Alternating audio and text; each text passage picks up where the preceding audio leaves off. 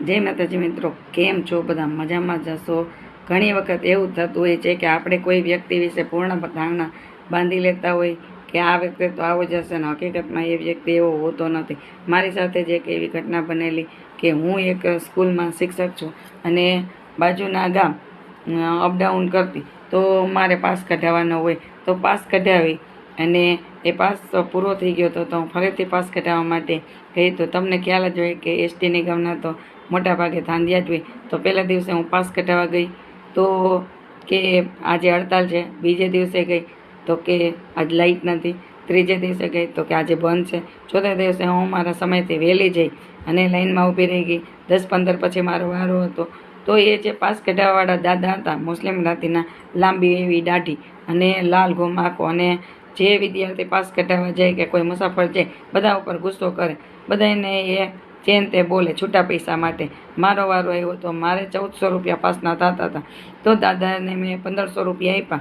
તો એ કે 100 રૂપિયા છૂટા ના થાય, તમે 1400 રૂપિયા છૂટા આપો. મેં કીધું દાદા સવારમાં મારે ક્યાંથી છૂટા લેવા? તો દાદાને મારી વચ્ચે ઝઘડો થઈ ગયો. થોડીક વાર ઝઘડો ચાલ્યો, ત્યાં મારી બસ આવી ગઈ. એટલે દાદા કે આજનો દિવસ તો હું જવા દઉં, પણ ફરીવાર છૂટા લઈને નહીં આવો તો હું પાસ નહીં કાઢી દઉં. તો હું દાદા ઝઘડો કરતા હતા, એમાં બસ આવી ગઈ મારી. તો હું ભૂલમાં જૂનો પાસ છે એ લઈને ચાલતી થઈ ગઈ. નવા પાસના પૈસા આપી દીધા પણ પાસ લેવાનું ભૂલી ગઈ અને બસમાં આવી ગઈ. ને બસમાં બહુ જ ગળતી હતી એટલે કંડક્ટર મારી પાસે પહોંચ્યો. ત્યાં સુધીમાં તો હું ઘણા દૂર નીકળી ગયા હતા.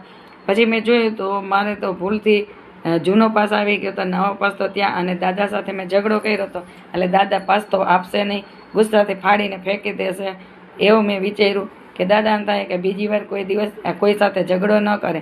એટલા માટે મેં મારા બેનના દીકરાને ફોન કરીને કીધું કે પાસની તપાસ કરવા. કે મને હતું કે દાદાએ પાસ ફેંકી જ દીધો હશે અને કહી દેશે કે અહીં તો ઘણા આવતા હોય, તમારું જવાબદારી હોય, તમારે ધ્યાન રાખવું જોઈએ કે તમે નવો પાસ લઈને જાઓ.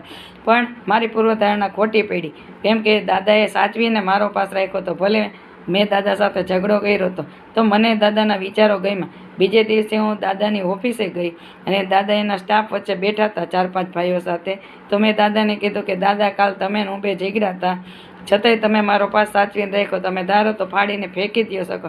એટલે હું તમારો આભાર માનું છું અને એક પુસ્તક અને ફૂલનું બુકે હું તમને ગિફ્ટમાં આપવા માંગુ છું. તો દાદાની આંખમાં આંસુડા આવી ગયા. દાદાએ કીધું કે બેટા તું તો મારી દીકરી સમાન છો, હું એ કે ગુસ્સાવાળો નથી, મારો અવાજ મોટો છે અને કોઈ છૂટા ન આપે એટલે મારે બોલવું પડે છે. તો એવું હોય છે કે આપણે વિચારીએ એવા વ્યક્તિ હોતા નથી.